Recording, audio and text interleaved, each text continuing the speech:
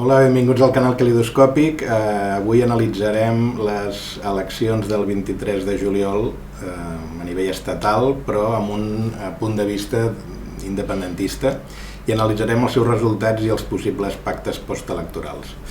Bé, aquestes eleccions han estat marcades a nivell estatal per un missatge que era que ve l'extrema dreta, que ve la dreta, no?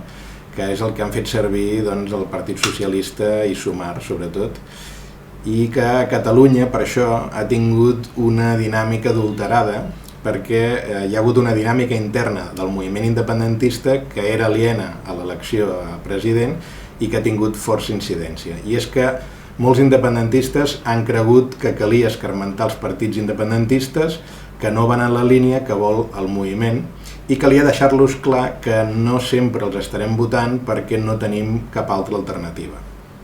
Si calia, aleshores els votants s'abstindrien, fent que els nostres propis partits doncs, tinguin menys escons, menys poder i menys diners, que era l'única manera que es pensava que se'ls podria doncs, criticar i que això podria ser escoltat, no?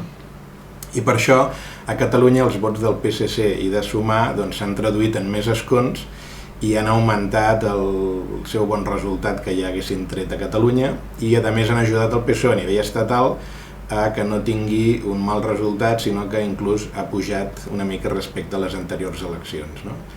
En una repetició electoral doncs, que l'independentisme podria veure estratègic tornar a votar, doncs podria corregir aquesta distorsió. Ja ho anirem analitzant. Bé, la dinàmica dels partits independentistes han enfonsat el vot dels seus partits per dos motius una mica antagònics. Uns per massa independentistes i els altres per massa poc, no? S'han perdut votants per la campanya d'abstenció massiva i també com a vot útil contra l'extrema dreta cap a altres formacions que no eren independentistes, no? Anem a analitzar aquests dos factors. A veure, l'independentisme ha perdut 700.000 vots. Totes aquestes dades les posaré a sota en la descripció del YouTube, de manera que si no us queden com molt al cap, tranquils perquè les podeu mirar a baix, no? Doncs, com dèiem, l'independentisme ha perdut 500.000 vots i ha passat d'un 42% a les passades eleccions generals a un 28% en aquestes eleccions, no? O sigui, s'han perdut quasi 1 milió de vots, no? I inclús, si tenim en compte el resultat a l'1 d'octubre, doncs el resultat van ser uns 2 milions, no? Que haguessin representat com un 52% en aquestes eleccions, no? Per tant, s'han perdut molts vots, no? Esquerra Republicana ha perdut 416.000 vots, Junts n'ha perdut 141.000 i la CUP n'ha perdut 149.000, no? Aleshores, hi ha hagut moltíssima abstenció. L'abstenció dels independentistes en concret ha sigut diferencialment més alta que la dels no independentistes. Hi ha hagut una abstenció de 300.000 independentistes que no ha volgut ser molt visibilitzada pels partits, perquè poder no els interessa massa, no? Però que és un tipus d'elecció molt diferent de l'abstenció habitual, que s'associa doncs, a gent poc interessada en la política, excepte poder els anarquistes, que no voten amb convicció, no? Però en general l'abstenció s'associa a gent poc mobilitzada. En canvi, aquest 23J, els que s'han abstingut han sigut els independentistes molt activistes, els més activistes, que han fet inclús un sacrifici per fer una purga interna en els partits, no? Per tant, no és només gent que està enfadada amb un partit i que per tant no el votarien, sinó que, a més, no ha sigut una cosa a nivell individual, sinó que hi ha hagut una campanya molt activa per les xarxes incitant a l'abstenció independentista massiva. Aquests independentistes més activistes són els que habitualment haurien ajudat a motivar tothom a votar en clau independentista, perquè amb els seus tuits, missatges, e-mails i comentaris en el seu entorn doncs així ho haguessin fet, però en canvi ara han creat un ambient no favorable, sinó tot el contrari, no? I per tant, no només han faltat els seus vots, que són molts, són 300.000 vots que han faltat, sinó que aquesta gent no han estat a la platja tranquil·lament, sinó que han estat enviant tuits i fent un missatge, creant un ambient de càstig en els partits, i per tant això pot haver tingut un molt efecte a l'hora de motivar o no motivar l'electorat independentista, que en general és un electorat molt motivat, no? També hi va haver-hi una campanya per fer el vot nul amb la papereta de l'1 d'octubre. Hem pogut veure que hi ha hagut doncs, unes 11.000 persones que han fet aquest tipus de vot per diferencial amb les anteriors eleccions generals. I bueno, és un vot que es pot comptabilitzar com l'abstenció. No ha arribat als partits independentistes en forma de vot i tot i que el seu volum electoral doncs, ha estat poc significatiu, no? Tot i que sí que 11.000 persones en un altre tipus de mobilització al carrer, per exemple, sí serien força visibles i notòries, no? Però a nivell electoral doncs, no ha tingut tanta incidència, no? Tot i que tampoc es pot menysprear el que les 25.000 persones que estaven en les meses electorals, no? Que han sigut unes 8.400 meses electorals, doncs 11.000 vots nuls repartits entre unes 8.400 meses toquen a que cada 3 persones de cada mesa doncs, haurà vist 1 o 2 vots d'aquest tipus en la seva mesa. Bueno, això té el seu impacte en la difusió social, no? Per altra banda, els partits que, a més de perdre vots de la gent independentista, també han perdut vots de la gent potser menys independentista, que han acabat votant a partits no independentistes per intentar parar l'extrema dreta, malgrat que hi havia l'opció d'Esquerra Republicana de marcar que el teu vot és independentista i que al mateix temps doncs, voldràs investir a Pedro Sánchez, no? I per tant aturaràs o aniràs a aturar a la dreta, no? Aquest vot cap a altres formacions ha sigut, doncs, cap al PSOE han arribat uns 216.000 vots i cap a Sumar han arribat uns 125.000 vots, no? També ha estat afectat segurament per la campanya d'abstenció massiva perquè ha tret motivació al potencial electorat independentista, no? Llavors, si analitzem com ha anat aquest vot que han perdut els partits, no? Segons els politòlegs Jordi Muñoz i Toni Rodon, Esquerra Republicana, que recordem que ha perdut 416.000 vots, doncs n'hauria perdut la majoria cap a l'abstenció, 195.968. També n'hauria perdut 156.600 cap al PSC i uns 50.000 cap a Sumar. O sigui que si tenim en compte cap a on han perdut els vots, doncs un 50% els han perdut en l'abstenció independentista i un 50% cap al PSC o Sumar. Després, si mirem la CUP, que n'ha perdut 149.000, veiem que la majoria els ha perdut cap a Sumar. La gent ha votat, 65.000 persones han votat a Sumar, després vindria l'abstenció, uns 34.800 haurien anat a l'abstenció i un petit percentatge també hauria anat cap al PSC, uns 24.000 vots. Per tant, en la CUP veiem que la majoria de vots, el 70%, han anat cap a altres partits no independentistes, com puguin ser PSC o Sumar, més aviat Sumar que PSC, i un 30% haurien anat cap a l'abstenció. En el cas de Junts han perdut 141.000 vots, d'aquests la majoria haurien anat a l'abstenció, uns 74.000, uns 35.500 haurien anat directament al PSC i uns 10.000 haurien anat directament a Sumar. Per tant, si mirem el conjunt de vots de Junts, doncs la majoria, un 60%, haurien anat a l'abstenció i en canvi un 40% haurien anat cap a altres partits no independentistes doncs, per intentar aturar la dreta, no? Un comentari que podríem fer aquí pels abstencionistes que deien que a les eleccions espanyoles doncs, no hi havíem d'anar a fer res, doncs mireu la situació que s'ha generat en què ens permet visualitzar el nostre conflicte en la política interna espanyola. Ara el PSOE doncs, necessita els vots de Junts, no? Bé, això una mica el que ens indica també és que mai hem de desestimar trinxeres per avançar i que no sabem com aniran les coses, per tant hem de fer per tenir el màxim de palanques per fer pressió i de portes per on poder avançar, no? La CUP sí que ha fet autocrítica dels resultats i han demanat de refundar-se, però Esquerra Republicana i Junts han esquivat una mica l'autocrítica i han atribuït la baixada de vot al vot dual motivat per la por a l'extrema dreta, no? Potser Junts és possible que ara negociï més fort tenint en compte aquest malestar latent, però sobretot Esquerra Republicana ha amagat el cap sota l'ala i segueixen endavant com si res, no? Fa una mica de mal dir però és segur que si els partits no fan autocrítica i no abandonen l'estratègia de recular enfront de l'estat espanyol, doncs és possible que segueixin en caiguda lliure, no? Bé, en definitiva, i una mica per acabar aquest capítol de com han anat les eleccions, si analitzem els resultats de l'estat espanyol, d'Espanya, és a dir, traient Catalunya i Euskal Herria, el guanyador ha estat el PP i el tercer partit doncs, ha estat Vox, per davant de Sumar. I per tant, si tenim la suma d'escons del PP i Vox, doncs representen el 58% dels escons a l'estat espanyol sense Catalunya i Euskal Herria, no? Per altra banda, a Catalunya la situació és totalment inversa i només un 17% dels escons han anat pel Partit Popular i Vox, no? Aquí el que estem veient és que hi ha models socials i polítics totalment diferents i que les nacions sense estat estan entorpint el govern que vol la nació espanyola, no? I aquest empat, doncs sempre es genera aquest empat que fa una mica ingovernable aquesta Espanya doncs, plena d'exclusions, no? Molt bé. Aleshores, un segon capítol que voldríem abordar seria com negociar aquest post-23 de juliol, no?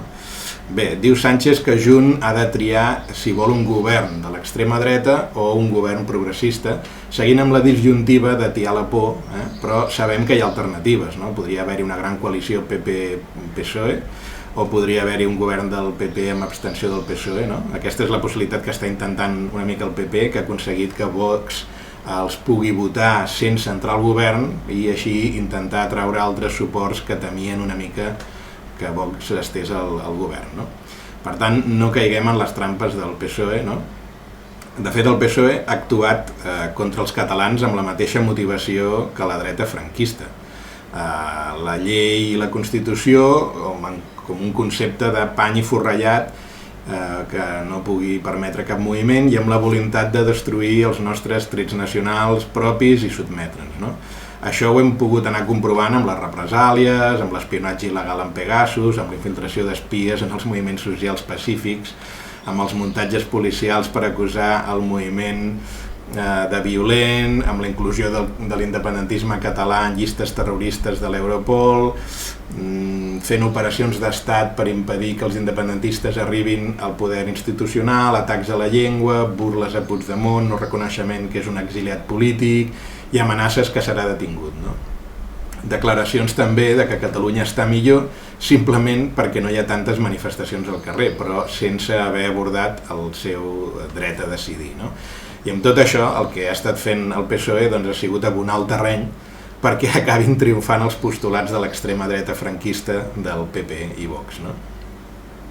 Després també tenim que, referent a les negociacions, no, Mas demanava a Puigdemont que no fos intransigent, no? Com si demanar l'autodeterminació de manera irrenunciable fos intransigent. Bueno, no li sembla més intransigent que el PSOE entri a la negociació dient que hi ha línies vermelles i que certs temes, que són precisament els temes que van fer començar aquest procés independentista, doncs ni se'n pot parlar d'aquests temes? Clar, de fet no cal ni demanar un nou referèndum, n'hi hauria prou amb demanar el reconeixement de l'únic referèndum que s'ha portat a terme, que és el de l'1 d'octubre, no? D'alguna manera cal defugir l'enfocament que fan ells, no? Que volen parlar de qui serà president i amb qui pactarà per ser president, no? I nosaltres aprofitar l'altaveu mediàtic per parlar de l'1 d'octubre, no? Per exemple, hi vam votar 2,3 milions de persones amb una participació del 43%, que és equiparable a les eleccions europees, que ningú els hi posa cap però, i amb un 91% de vots pel sí, no? Clar, potser hi hagués votat més gent sense la violència exercida per l'Estat, no? Però això, lluny de desacreditar el referèndum, referma els motius per voler marxar de l'estat espanyol, no? Per tant, si després, partint de l'1 d'octubre, ells en una negociació doncs, volen acordar fer un nou referèndum acceptat per les dues parts, doncs, bueno, endavant, això sí que seria negociable el com exercir aquesta autodeterminació, no? Bé, el que sí que ha de quedar molt clar, jo crec, és que obtenir traspassos de competències, tot això no pot ser l'objectiu de la negociació, no? Tothom s'imagina que cedirem per unes engrunes dintre del marco constitucional, no? Però bé, aquest pot ser un bon moment perquè s'adonin que volem anar a l'arrel del problema. Recordeu allò de que com més ens doblegàvem, menys ens respectaven i més ens colpejaven? Doncs és una mica així, no? Sigueu valents els de Junts per forçar tot un país a anar a eleccions si cal, aguanteu la llau de crítiques amb el que voldran fer-vos agenollar i us fareu respectar. I també ens motivarà els activistes al sentir que la part política doncs també va a totes, no? Hi ha gent que planteja que l'autodeterminació no pot ser el punt de partida de Junts, és a dir, que l'autodeterminació sí que pot ser el punt de partida de Junts, però que, clar, en la negociació l'acord arribarà a un punt mig que no podrà complir l'expectativa inicial de l'autodeterminació, no? Clar, d'aquesta manera aquest dret sempre quedaria exclòs dels resultats de les negociacions, no? Perquè seria la proposta independentista en un extrem i llavors Espanya faria la proposta a l'altre extrem i trobem-nos al mig, doncs sempre estaríem no podent autodeterminar-nos, no? Això no pot ser. En el cas de Junts no necessiten negociar ni fer president a Pedro Sánchez i per tant pot negar-se a voler diluir el punt de partida, perquè a més no és un punt de partida qualsevol, és un dret que exigeixes, no? El dret de solucionar el conflicte democràticament. I si no s'accepta, doncs bueno, no hi ha acord i anem a eleccions o una altra cosa, no? El PSOE hi té més a perdre, no? També el PSOE, clar, dirà que cal discreció en les negociacions, aquest és un principi que s'acostuma a acceptar, no? Però sobretot necessiten aquesta discreció perquè les condicions de Junts no siguin debatudes a un nivell públic, sobretot a Europa, no? Perquè en el cas que Junts no cedeixi i ells no hagin d'assumir públicament que rebutgen el dret d'autodeterminació de Catalunya, sinó que el que voldria el PSOE doncs, és poder sortir de la negociació dissimuladament i apostar per eleccions o per investir el PP, no? Per tant, nosaltres hem de publicitar les nostres exigències abans que el PSOE les rebutgi i ja no en vulgui parlar més, no? En definitiva, és que no podem fer renunciar nosaltres no podem renunciar nosaltres a posar sobre la taula el dret d'autodeterminació, no? Per molt que sapiguem que és una exigència que supera el govern espanyol, entenent que l'Estat va molt més enllà del govern, no? La monarquia, la magistratura, l'exèrcit, la policia, el deep state, l'economia, i que aquests no voldrien ni sentir-ne parlar de perdre una part del territori. Doncs tot i això no li podem estalviar al govern, que teòricament representa el país, haver de respondre a la nostra exigència, no? Molt bé. Una cosa que està planant per aquí és que podria haver-hi noves eleccions, perquè és molt probable que el PSOE es negui a negociar l'autodeterminació i haguem d'anar a noves eleccions. Com serien aquestes eleccions? Bé, no ens hem d'espantar molt perquè la majoria de gent votaria igual que en les anteriors. No es pot concebre que gent d'un bloc passés a votar l'altre bloc, no? La gent votaria dintre dels mateixos blocs, no? El que passa que sí que és possible que dintre dels blocs es trasbassessin vots cap als partits grans, no? Vox perdés vots i escons en favor del PP i Sumar i altres partits perdessin vots en favor del PSOE, no? Però finalment els blocs quedarien bastant igual, sense que segurament cap dels dos arribés a la majoria absoluta, no? I per part dels vots independentistes, com quedarien? Bueno, a l'espera de saber si la CUP es tornaria a presentar, tot i que ells també són partidaris de no investir presidents espanyols que no acceptin l'autodeterminació, segurament el vot es concentraria en Junts. És possible que hi hagués força menys abstenció a l'haver vist que Junts es mantenia fidel a l'independentisme i per tant hauria recobrat certa confiança al veure'l doncs, fer un paper digne, no? I perquè s'hauria vist també que els seus escons han estat determinats per posar entrebancs a l'estat espanyol, no? Per tant, és molt possible que pugés el vot independentista, no hi hagués aquesta abstenció tan forta i en aquest cas doncs, els vots que han obtingut els partits espanyolistes doncs, es traduirien en menys escons. Segurament hi hauria una baixada forta d'aquest gran resultat del PSC i de Sumar i una mica també, perquè tenen menys vot, no? Doncs el PP i Vox també baixarien potser algun escon, no? Per tant, el resultat seria força semblant i de nou Junts podria tornar a blocar la investidura, inclús amb més escons, no? Si no es complissin les exigències independentistes, no? Bueno, i ja per acabar anem a veure una mica quin ressò tindria aquesta negociació a Europa i al món, no? Bé, una cosa que no hem d'oblidar és que aquesta negociació no només escoltaran les condicions independentistes del PSOE sumar, sinó que també hi haurà gent que està mirant aquesta negociació des de fora, no? I és important que a Europa s'assabentin que l'exigència de l'autodeterminació continua i que els independentistes doncs, no estan per fer pactes menors, no? Per exemple, imagineu-vos que féssim aquest raonament incorrecte, no? Bueno, no demanarem l'autodeterminació perquè Espanya no ens la pot donar i per tant demanem només el que creiem possible. Per exemple, demanem rodalies i un millor finançament. Vale. Què passaria si haguéssim fet aquest plantejament? Bueno, al final segurament cogestionaríem rodalies, assumint les despeses, això sí, i el finançament no milloraria gaire perquè les altres autonomies, si no, es queixarien, no? I després a veure quin percentatge d'aquests pressupostos s'acabarien executant, no? Què passaria a Europa? Doncs que pensarien, bueno, sembla que no han demanat la independència, no? Només millorar la situació dins d'Espanya. Fantàstic, no? Que ho estiguin arreglant, la cosa es deu estar reconduint. Això és el que pensarien a Europa, enteneu? O sigui, depèn de com fem les negociacions, també estem llançant un missatge al món que se'ns pot acabar girant en contra, no? En canvi, imagineu-vos que Junts no cedeix i que el PSOE surt de la negociació, però que tampoc vol investir el PP i prefereix anar a noves eleccions perquè ho veu que ho té a tocar, no? I també el PP tampoc voldria investir el PSOE perquè també creuria que podria arribar a la majoria absoluta en unes eleccions, no? Per tant, aniríem a eleccions, no?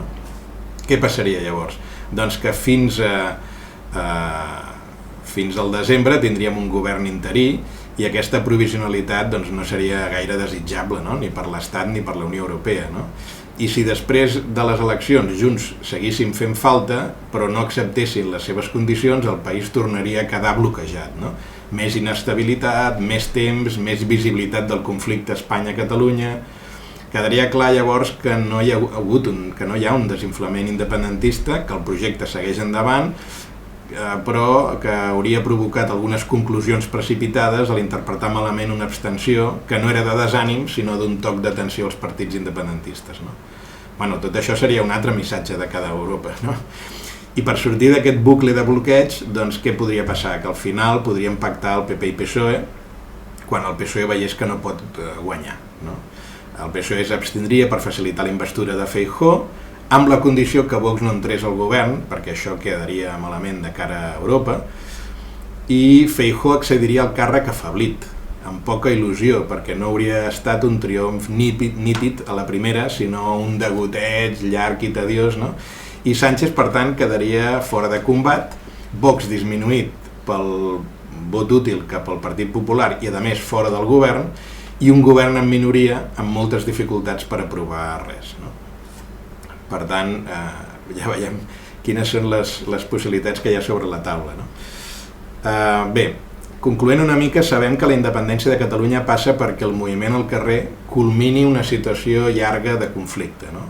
En el que la Unió Europea, no? La Comissió, el Tribunal de Justícia de la Unió Europea o altres, parin els peus a l'Estat i el forcin a acceptar una sortida democràtica, no?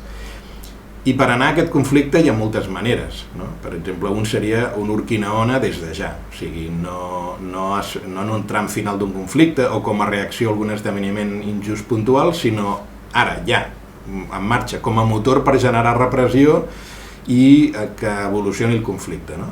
També altres possibilitats són fer vagues, fer boicots econòmics que desestabilitzin Catalunya i Espanya, etc., no? I totes aquestes formes potser seran necessàries, però també seran doloroses, no? I ara tenim aquí al davant una possible situació de conflicte no reprimible per part de l'Estat, perquè es pot fer estrictament dins de la llei, com el joc democràtic, i fent que l'Estat s'embarranqui, no? És això el que potser es diu confrontació intel·ligent, no? Accions amb el màxim guany amb la mínima pèrdua, no?